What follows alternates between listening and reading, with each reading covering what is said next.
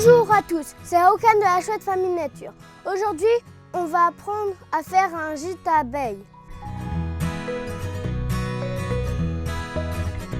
Vous aurez besoin de des planches faites par mon papa, de 6 vis et des clous, des petits, un tournevis cruciforme et un marteau. D'abord, on va prendre les planches numérotées.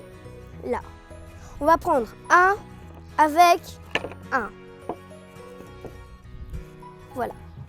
D'abord, je vais préparer mes vis comme ça. Il ne faut pas que les vis dépassent de trop. Déjà là, c'est bien. Mais si ça dépasse un peu plus que ça, il faut recommencer. L'important, c'est que ça pose bien sur le plat. Je mets 1 avec 1.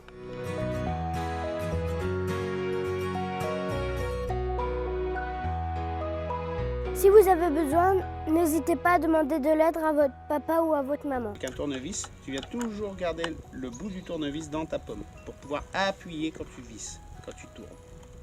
C'est à ça que ça sert. D'accord.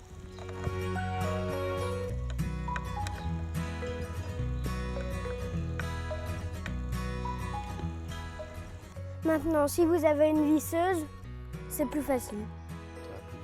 Ça va plus vite. Le décroché doit être en bas. Pour que ça, c'est au sommet.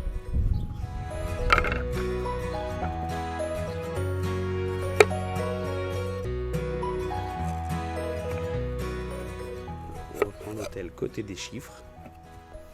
C'est l'arrière. D'accord. N'hésitez pas à demander un coup de main pour placer ou pour commencer les petits clous. On va toujours commencer par le sommet. Et dites bien à vos parents de ne pas enfoncer les clous à fond pour que vous fassiez du marteau.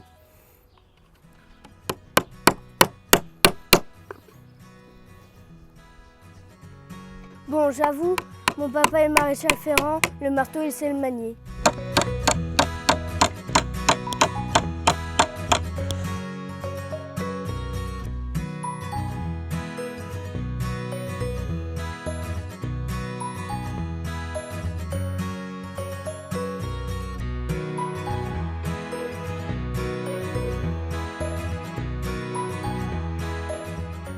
Merci au coup de main de mon papa.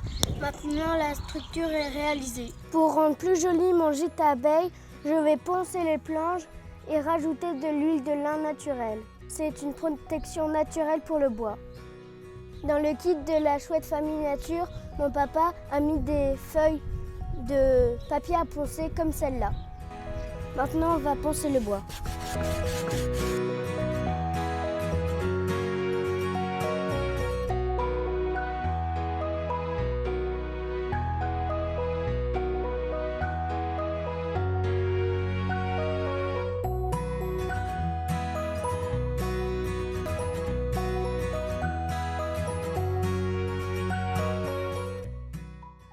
Maintenant, place au remplissage. On vous propose du bambou et du fenouil. Dans le kit de la Chouette Famille Nature, les coupes, c'est déjà découpé, mais il reste à poncer. On ponce bien les entrées pour que les abeilles ne se griffent pas ou prennent une écharde.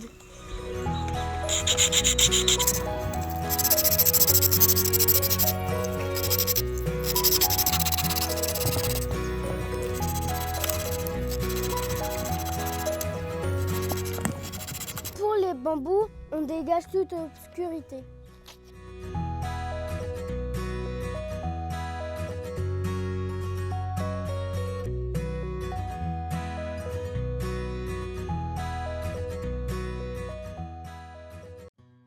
Maintenant que j'ai tout nettoyé, on va passer au remplissage. Par exemple, les nœuds, ça va aller tout au fond. Vous pouvez utiliser un support, en l'occurrence une pierre. Donc il y a 2 sortes. Le fenouil, c'est une tige à moelle.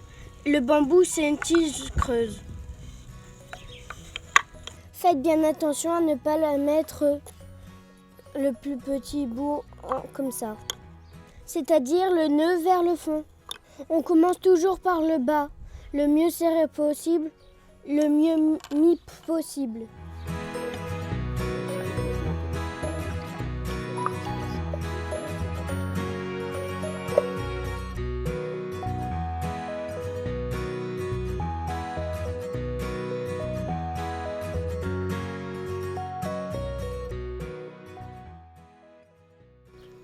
Faire attention qu'ils soient bien tous au fond. Et pas hésiter à bouger. S'ils ne rentrent pas à un endroit, tu changes d'endroit. Hop, tu vois. D'accord. Et n'hésitez pas à demander un coup de main aux parents pour bien serrer la fin. Ça va être un peu gros.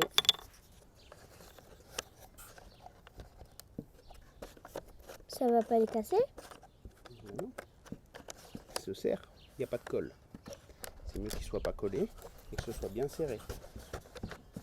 Là, il y a encore de la place. N'hésitez pas à utiliser le marteau si c'est trop dur à la main.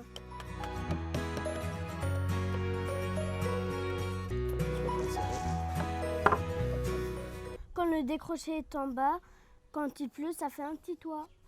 Et ça protège les tiges. L'huile de lin a été mise, l'abri est protégé. Je vous conseille de remettre de l'huile de lin chaque année. Ce gîte a été installé il y a une semaine et une osmie cornue a déjà déposé ses œufs. Là, elle est en train de visiter une autre tige pour y faire encore ses œufs. Déjà rebouché le trou, elle continue à le reboucher. C'est pour ça qu'on les appelle les osmies maçonnes.